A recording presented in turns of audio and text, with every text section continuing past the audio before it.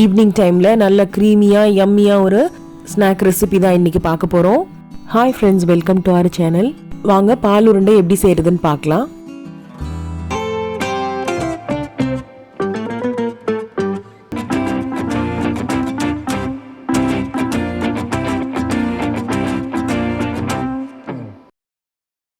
பால் உருண்டை செய்கிறதுக்கு நம்ம இட்லி அரிசியை நல்லா மையை அரைச்சிக்கணும்.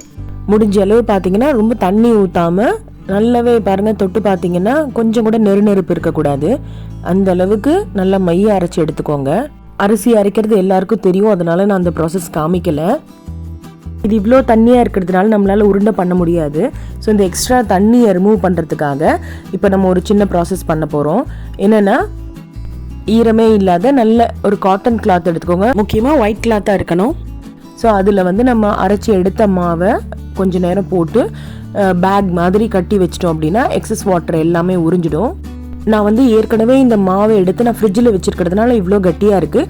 நீங்கள் இன்கேஸ் கிரைண்டரில் எடுத்த உடனே இந்த அளவுக்கு வராது, இன்னும் கூட தண்ணியாக இருக்கும். நீங்கள் அப்படியே இந்த ஒயிட் கிளாத்தில் ஊற்றிடுங்க. ஊற்றிட்டு நல்லா 4 சைடுமே எல்லாத்தையும் ஒரு பேக் மாதிரி நல்லா அமுத்தி விட்டுட்டிங்க அப்படின்னா ஒரு 15 மினிட்ஸ்க்குள்ளாரையே ரெடி ஆகிடும். பாருங்கள், இந்த மாதிரி நல்லா ப்ரெஸ் பண்ணி விட்டுட்டிங்க அப்படின்னா தண்ணியை இமீடியட்டாகவே அது உறிஞ்சிடும். இந்த மாதிரி நல்லா சுற்றி வச்சுடுங்க. அண்ட் ஆல்சோ ப்ரெஸ் பண்ணி விட்டுடுங்க. உங்கள் கையால் ப்ரெஸ் பண்ணிங்க அப்படின்னா சீக்கிரமாகவே நமக்கு வேலை முடிஞ்சிடும். இந்த மாதிரி ஸ்நாக் பண்ணணும்னு பிளான் பண்ணாமல் திடீர்னு செய்யணும் அப்படின்னா நம்ம இட்லி ஆர் தோசைக்கு மாவு அரைக்கும் போது எக்ஸ்ட்ரா போட்டுட்டு ஜஸ்ட் ஒரு கை மட்டும் எடுத்து நீங்கள் ஃப்ரீசரில் வச்சிட்டிங்கன்னா இமீடியட்டாக எப்போ வேணாலும் நம்மளால் செய்ய முடியும்.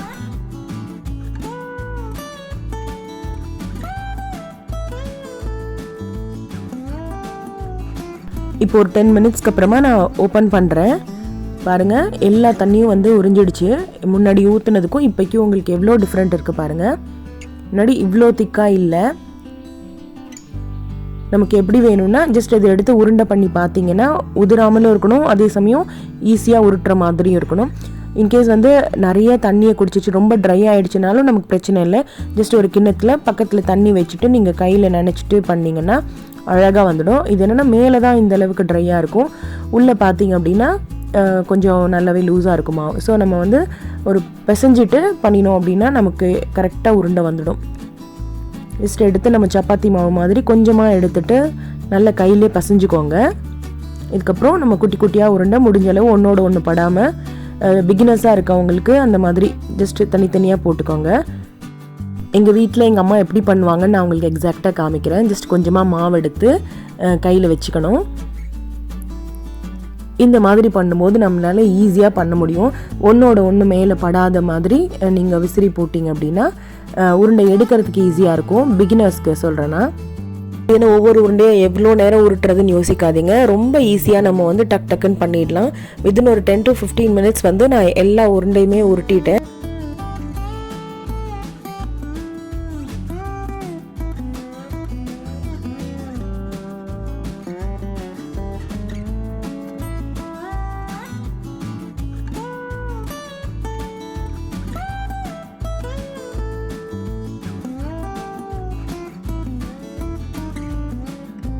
இப்போ ஆல்மோஸ்ட் ஒரு 10 மினிட்ஸ் ஆனதுனால என்னோடய மாவு கொஞ்சம் ட்ரை ஆன மாதிரி இருக்குது. காமிக்கிறேன் பாருங்கள். உங்களுக்கு பார்க்குறதுக்கு கரெக்டாக இருந்தாலும் உருட்டும் போது கொஞ்சம் எனக்கு உடையிற மாதிரி இருக்குது. ஸோ இந்த மாதிரி பதம் வந்தது அப்படின்னா இதில் ஒரு பவுலில் வாட்டர் வச்சுக்கோங்க. இந்த மாவை அப்படியே லைட்டாக ஜஸ்ட்டு தொட்டுட்டு நீங்கள் இப்போ பிசைஞ்சிட்டு உருட்ட ஆரம்பிச்சிங்கன்னா மறுபடியும் அந்த பதத்துக்கு வந்துடும். ஜஸ்ட்டு தொட்டால் போதும். என்னென்னா, நம்ம உருண்டை உருட்டும் போது நிறைய கீழே மாவு சிந்திட்டு இருக்கும். அதுதான் உங்களுக்கு மாவு பதம் கொஞ்சம் ட்ரையாக இருக்குன்றது ரீசனு. உதிரியாக இருக்கும். நம்ம உருண்டை உருட்டுவோம், ஆனால் கீழே பார்த்தீங்கன்னா நிறைய பொடிகளாக இருக்கும். ஸோ அதுதான் அதோட சிம்டம்ஸ். நீங்கள் இந்த மாதிரி தண்ணியில் 1 or 2 டைம்ஸ் நனைச்சிட்டு மறுபடியும் இந்த மாதிரி மடித்து பிசைஞ்சிட்டு உருண்டை பண்ணிங்கன்னா கரெக்டாக இருக்கும். உங்களுக்கு உருண்டை பண்ணுறதுக்கு ரொம்ப ஈஸியாக வரும். மாவு கரெக்டான பதத்தில் இருந்தால் தான் நம்மளால் டக்கு டக்குன்னு உருண்டை பண்ண முடியும்.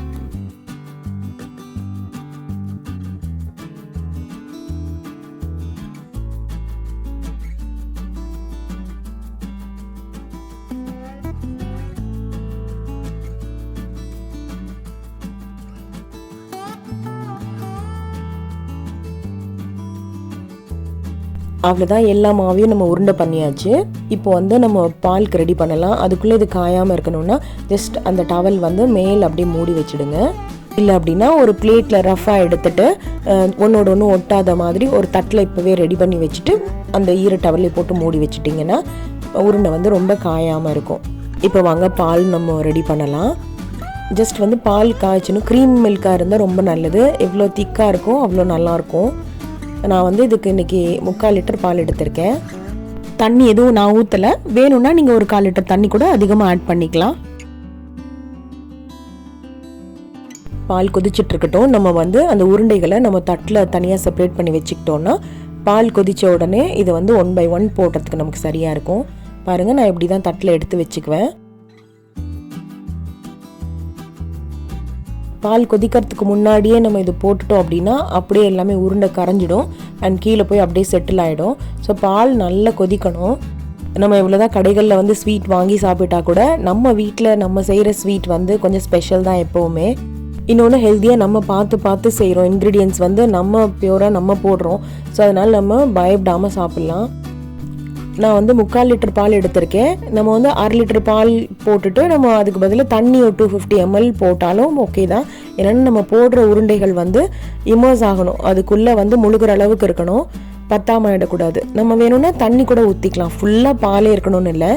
இப்படியும் நம்ம போடுற உருண்டையில் இருக்க அந்த அரிசி மாவு வந்து இது கூட கரைஞ்சி தான் அந்த க்ரீமி டெக்ஸ்சர் வரும்.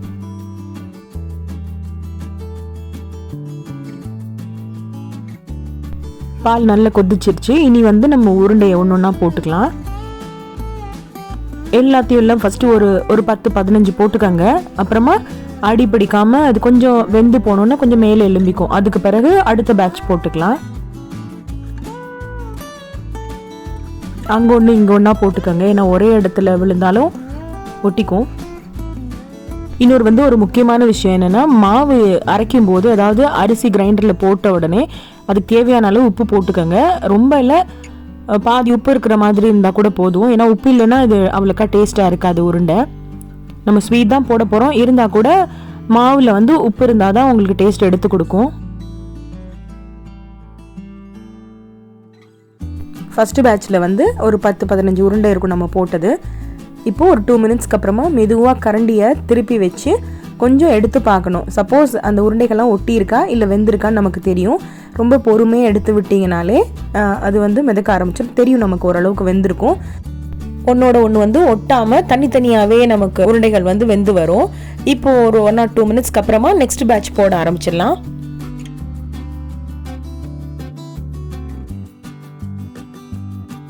இதே மாதிரி வந்து எல்லா உருண்டைகளையும் போட்டுடலாம்.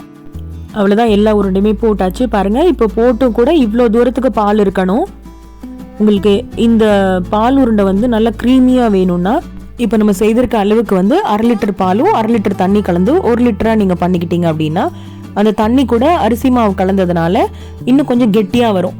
ஆனால் நம்ம பாலே ஃபுல்லாக ஊற்றி இருக்கிறதுனால டேஸ்ட் நல்லாயிருக்கும். பட் கொஞ்சம் கன்சிஸ்டன்சி அதை விடவே தண்ணியாக இருக்கும். உங்களுக்கு எப்படி விருப்பமோ அந்த மாதிரி நீங்கள் செஞ்சுக்கோங்க. நல்லா ஹை ஃப்ளேமில் ஒரு 10 மினிட்ஸ் கொதித்த பிறகு ரேண்டமாக ஒரு சில உருண்டைகள் எடுத்து குத்தி பாருங்கள். கம்ப்ளீட்டாக வெந்துடுச்சா அப்படின்னு உங்களுக்கு தெரியும். நல்லா எல்லாம் வெந்த பிறகு தான் நம்ம இப்போ இதுக்கு தேவையான ஸ்வீட் சேர்க்க போகிறோம். ஆக்சுவலாக வந்து நம்ம இதுக்கு சக்கரை தான், வெள்ளை சக்கரை தான் பயன்படுத்த போகிறோம். இதோட அளவு பார்த்தீங்கன்னா கிட்டத்தட்ட ஒரு 200 கிராம்ஸ் அரிசி எடுத்திருந்தேன். இப்போ வந்து 300 to 400 போடலாம். இல்லை ஸ்வீட் அதிகமாக வேணுன்றவங்க அதுக்கு தக்கன போட்டுக்கோங்க. இதுக்கு எக்ஸாக்ட் மெஷர்மெண்ட் அப்படி ஒன்றும் சொல்லணும் இல்லை, நம்ம டேஸ்ட் பண்ணி பார்த்தாலே நமக்கு தெரிஞ்சிடும். ஸோ அந்த மாதிரி தேவையாக இருக்கவங்க கொஞ்சம் அதிகமாக கூட போட்டுக்கோங்க. நான் வந்து நீ ½ சுகர் தான் போட்டிருக்கேன். சக்கரை போட்ட உடனே கொஞ்சம் இலகுன மாதிரி இருக்கும், அதாவது நீர்த்து போயிருக்கும். பட் கொஞ்சம் நேரத்துலேயே மறுபடியும் பார்த்தீங்கன்னா சக்கரை எல்லாம் சேர்ந்த பிறகு கொஞ்சம் கட்டி ஆகிடும். அவ்வளோதாங்க, பால் உருண்டை செய்கிறதுக்கு வந்து இவ்வளோ தான் இன்க்ரீடியன்ட்ஸ் நமக்கு தேவையே. இதுக்கப்புறம் நம்ம ஃபைனல் ஸ்டேஜில் ஒரு பிஞ்ச் ஏலக்காய் பொடி போடுவோம். வேணும்னா நம்ம தேங்காய் துருவல் போட்டுக்கலாம். பட் தேங்காய் துருவல் போடுற மாதிரி இருந்தால் பால் வேகும் போதே போடுங்க. இன்பிட்வீன்லேயே நீங்கள் போட்டுடுங்க. இறக்கும் போது போடுறத விட கொஞ்சம் முன்னாடியே போட்டிங்க அப்படின்னா பாலோட வெந்திருக்கும். கொஞ்சம் டைம் டிலே ஆனால் கூட கெட்டு போகாது.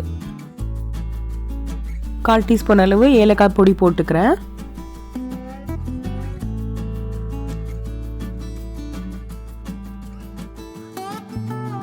நல்லா கலந்து விட்டுட்டு ஒரு 5 மினிட்ஸ் சிம்மில் இல்லைன்னா மீடியம் ஹீட்டில் வந்து குக் பண்ணிக்கோங்க. மூடி வச்சிடலாம் இதுக்கு மேலே. இப்போ பார்த்துக்கோங்க இதோட கன்சிஸ்டன்சி எப்படி இருக்குன்னு.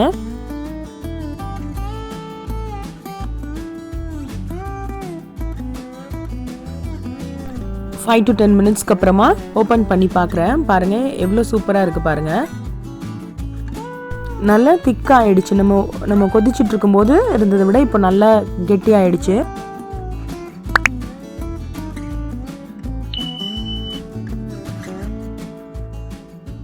இப்போ ஒரு பவுலுக்கு நான் மாற்றுறேன். யம்மி அண்ட் க்ரீமின்னு சொல்லுவாங்கள்ல, அதுக்கு எக்ஸாக்ட் வந்து இது ஒரு குட் ரெசிபியாக இருக்கும். ட்ரை பண்ணி பாருங்கள். நீங்களும் செஞ்சு பாருங்கள் எப்படி இருந்ததுன்னு எனக்கு கமெண்ட் செக்ஷனில் சொல்லுங்கள். இந்த ரெசிபி உங்களுக்கு பிடிச்சிருக்குன்னு நம்புகிறேன். ஸோ ப்ளீஸ் லைக் பண்ணுங்கள், ஷேர் பண்ணுங்கள், முக்கியமாக மறக்காமல் சப்ஸ்கிரைப் பண்ணுங்கள்.